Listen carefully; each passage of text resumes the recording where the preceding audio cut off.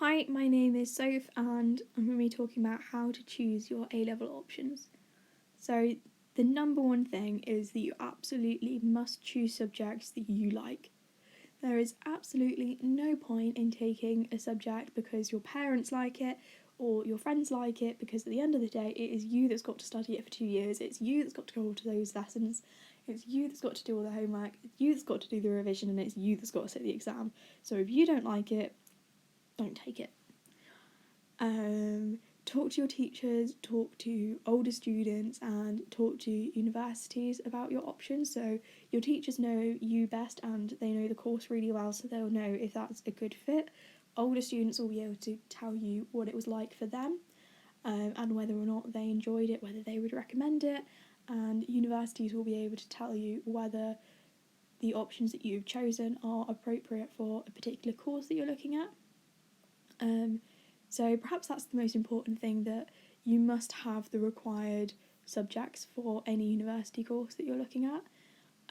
Also, if there are any desirable subjects, it's probably best to take them as well, just because that will really strengthen your application.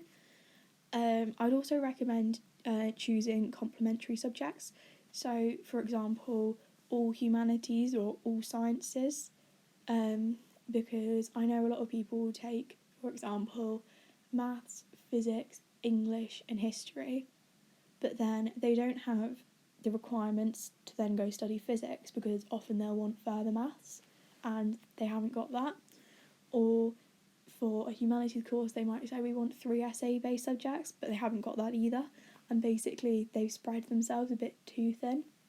I think it's more of a problem when you're wanting to do a science than if you're wanting to do a humanities, because the humanities courses tend to be a little bit more chill on what you need to take to get on.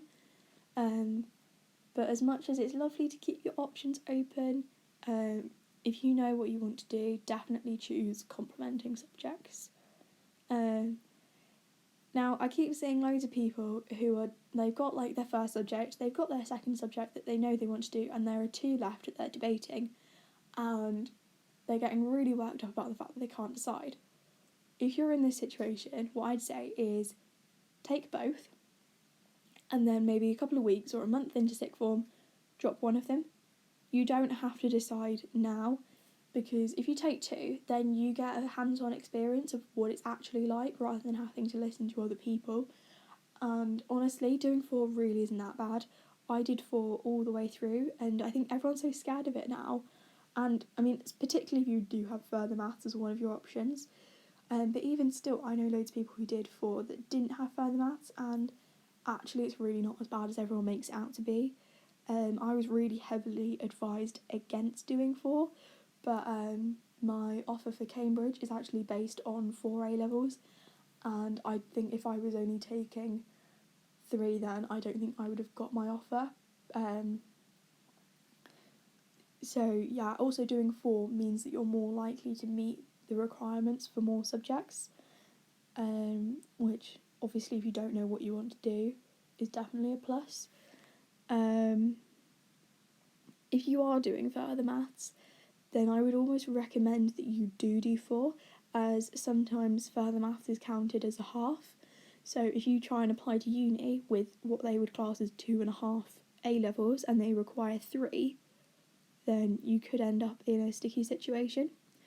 Equally, if you're doing A-level maths in year 12 and then further maths in year 13, which is becoming an increasingly popular way of schools doing it, not all unis will accept the A-level that you took in year 12, which to be honest I think is a bit stupid, because ultimately you've done the same amount of work as someone who took them all at the same time, but they say that it shows that you can't handle the workload. But I'm like, well, it's not really your decision, is it?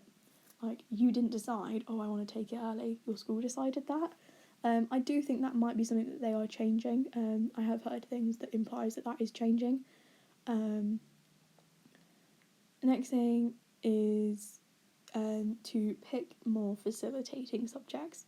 So generally those are your more traditional ones, so your sciences, maths, English, history, geography, languages, rather than photography, media, politics, those kind of subjects, just because they are more likely to be in the required subjects for uni, and basically they just give you more options.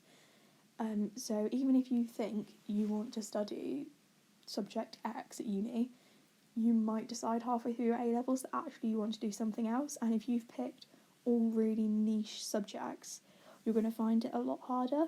I mean, obviously, if you absolutely adore, say, politics, and you really want to take it, by all means take it, but just be aware that facilitating subjects do open more doors. So hopefully that helped if you were unsure of what to take.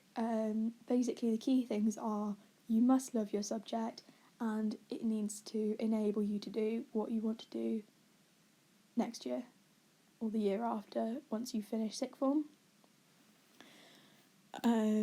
So yeah, thank you for watching. Make sure to like and subscribe for more similar content,